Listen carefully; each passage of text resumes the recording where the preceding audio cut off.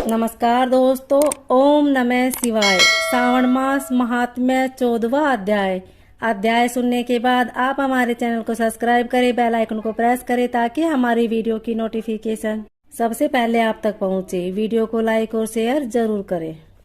नाग पंचमी व्रत का महात्म्य। ईश्वर बोले, हे महामुने, श्रावण मास में जो व्रत करने योग्य है वो अब मैं बताऊंगा। अब आप उसे ध्यान से सुनिए। चतुर्थी तिथि को एक बार भोजन करें और पंचमी को नक्त भोजन करें। स्वर्ण, चांदी, काष्ठ अथवा मिट्टी का 5 फणों वाला सुंदर नाग बनाकर पंचमी के दिन उस नाग की भक्ति पूर्वक पूजा करनी चाहिए। द्वार के दोनों ओर गोबर से बड़े बड़े नाग बनाएं और दधि, शुभ, दुर्वा, कुरो, कनेर, मालती, चमेली, चंपा के फूलों, गंधों, अक्षतों, धूपों तथा मनोहर दीपों से उसकी विधिवत पूजा करें। उसके बाद ब्राह्मणों को घृत, मोदक तथा खीर का भोजन कराएं। इसके बाद अनंत वासुकी, शेष, पद्मनाभ, कंबल, कारकोटक, असव, 8वां धृतराष्ट्र, शंखपाल, कालिय तथा तक्षक, इन सब नाग कुल के अधिपतियों को तथा उनकी माता क्रू को भी हल्दी और चंदन से दीवार पर लिखकर फूलों आदि से उनकी पूजा करें। उसके बाद बुद्धिमान को चाहिए कि वामी में प्रत्यक्ष नागों का पूजन करें और उन्हें दूध पिलाएं। घृत तथा शक्कर मिश्रित पर्याप्त दुग्ध उन्हें अर्पित करें। उस दिन व्यक्ति लोहे के पात्र में पूड़ी आदि ना बनाए। नैवेद्य के लिए गोधूम का पायस भक्ति पूर्वक अर्पण करें। भुने हुए चने, दान का लावा तथा जो सर्पों को अर्पित करना चाहिए वह स्वयं भी उन्हें ग्रहण करना चाहिए। बच्चों को भी यही खिलाना चाहिए, इससे उनके दांत मजबूत होते हैं। सांप बाम्बी के पास श्रृंगार युक्त स्त्रियों को गायन तथा वादन करना चाहिए और इस दिन को उत्सव की तरह मनाना चाहिए। इस विधि से व्रत करने पर सर्प से कभी भी भय नहीं होता। हे विप्र, मैं लोकों के हित की कामना से आपसे कुछ और भी कहूँगा। हे महामुने, आप उसे सुनिए। हे वत्स, नाग के द्वारा डसा गया मनुष्य मरने के बाद अधोगति को प्राप्त होता है और अधोगति में पहुंचकर वह तामसी सर्प होता है। इसकी निवृत्ति के लिए पूर्वोक्त विधि से एक भुक्ति आदि समस्त कृत्य करें और ब्राह्मणों से नाग निर्माण तथा पूजा आदि आदर पूर्वक कराएं। इस प्रकार 12 मासों में प्रत्येक मास में शुक्ल पक्ष की पंचमी तिथि को इस व्रत का अनुष्ठान करें और व्रत के पूरा होने पर नागों के निमित्त ब्राह्मणों तथा सन्यासियों को भोजन कराएं। किसी पुराण ज्ञाता ब्राह्मण को रतन जडित श्रवण में नाग और सभी उपसकरों से युक्त तथा बछड़े सहित गोदान करे। दान से युक्त तथा बछड़े सहित गो प्रदान करे।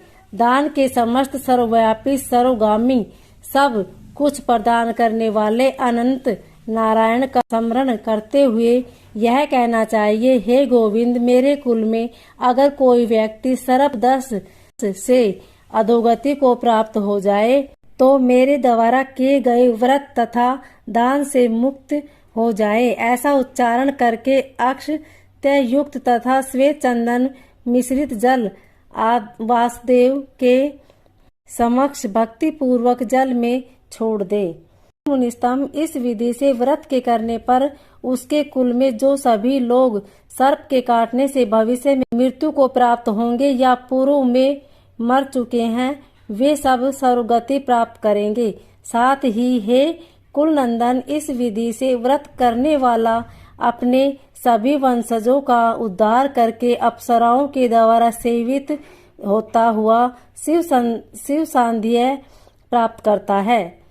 जो मनुष्य वित्त साठ्य से रहित होता है वही इस व्रत का संपूर्ण फल प्राप्त करता है। जो लोग शुक्ल पक्ष की सभी पंचमी तिथियों में नक्त व्रत करके पंचमी भक्ति संपन्न होकर पुष्प आदि उपहारों से सौभाग्यशाली नागों का पूजन करते हैं, उनके घरों में मणियों की किरणों से विभूषित अंगों वाले सर्प उन्हें अभय देने वाले होते हैं और उनके ऊपर प्रसन्न रहते हैं। जो ब्राह्मण गृह दान का प्रतिग्रह करते हैं वे सभी घोर यातना भोगकर अंत में सर्प योनि को प्राप्त होते हैं। हे मुनिस्तंभ, जो कोई भी मनुष्य नाग हत्या के कारण इस लोक में मृत संतानों वाले अथवा पुत्रहीन होते हैं, और जो कोई मनुष्य स्त्रियों के प्रति कार्य पड़ने के कारण सर्प योनि में जाते हैं, कुछ लोग धरोहर रखकर उसे स्वयं ग्रहण कर लेते हैं, अथवा मिथ्या भाषण के कारण सर्प होते हैं, अथवा अन्य कारणों से भी जो मनुष्य सर्प योनि में जाते हैं, उन सभी के प्रायश्चित के लिए यह उत्तम उपाय कहा गया है। यदि कोई मनुष्य वित्त साठ्य से रहित होकर नाग पंचमी का व्रत करता है, तो उसके कल्याण के लिए सभी नागों के अधिपति शेष नाग तथा वासुकी हाथ जोड़कर प्रभु श्री हरि से तथा सदाशिव से प्रार्थना करते हैं। तब शेष और वासुकी की प्रार्थना से प्रसन्न हुए परमेश्वर शिव तथा विष्णु उस व्यक्ति के सभी मनोरथ पूर्ण देते हैं। वह नागलोक में अनेक प्रकार के विपुल सुखों का उपभोग करके बाद में उत्तम वैकुंठ अथवा कैलाश में जाकर शिव तथा विष्णु का गण बनकर परम सुख प्राप्त करता है। हे वत्स, मैंने आपसे नाग के इस पंचमी व्रत का वर्णन कर दिया। इसके बाद अब आप अन्य कौन सा व्रत सुनना चाहते हैं उसे बताइए।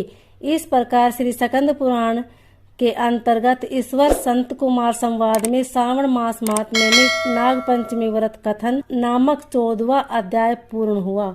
ओम नमः शिवाय।